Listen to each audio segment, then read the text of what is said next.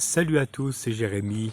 Aujourd'hui, je vous fais une vidéo pour vous parler de deux choses extrêmement difficiles en observation animale. Une, ça paraît évidente qu'elle soit difficile. L'autre paraît très paradoxale. Alors, il y a deux choses très difficiles en observation animale, c'est réussir à observer l'espèce que l'on veut au nombre près. Bon, pour le chevreuil, pour l'espèce, c'est pas le plus difficile. Il suffit d'aller dans les bois le soir, être silencieux, avoir de bonnes jumelles pour regarder le paysage, et on arrive à en voir le soir ou le matin éventuellement. Par contre, réussir à voir le nombre de chevreuils voulu à un près, ni plus ni moins, c'est-à-dire vous voulez voir deux chevreuils, il faut vous voir deux chevreuils, pas un de plus, pas un de moins, pas un autre animal, ça c'est extrêmement difficile.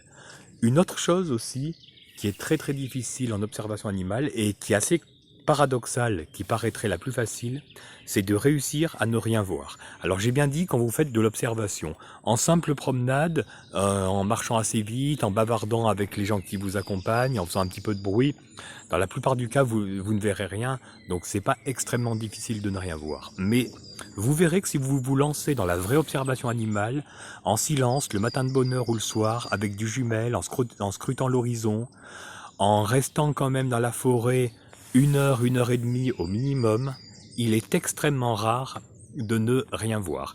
C'est rare d'en voir beaucoup, mais voir rien du tout, dans la plupart du cas, il y aura toujours un lièvre ou un chevreuil ou un renard au fond d'un pré, ou en train de traverser un chemin que vous verrez furtivement, mais le rien voir du tout est extrêmement rare.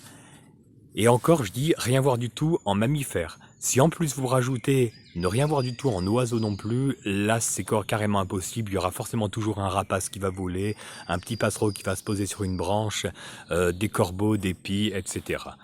Voilà, si vous voulez, lancez-vous dans l'observation animale et vous verrez, le plus difficile est de réussir à ne rien voir, alors que tout en cherchant avec persévérance les animaux à voir dans la forêt. Et bien justement, je vais faire une petite observation, et puis je vais voir si j'arrive à voir quelque chose, ou si je réussis à ne rien voir. Je vous dis merci, et à bientôt.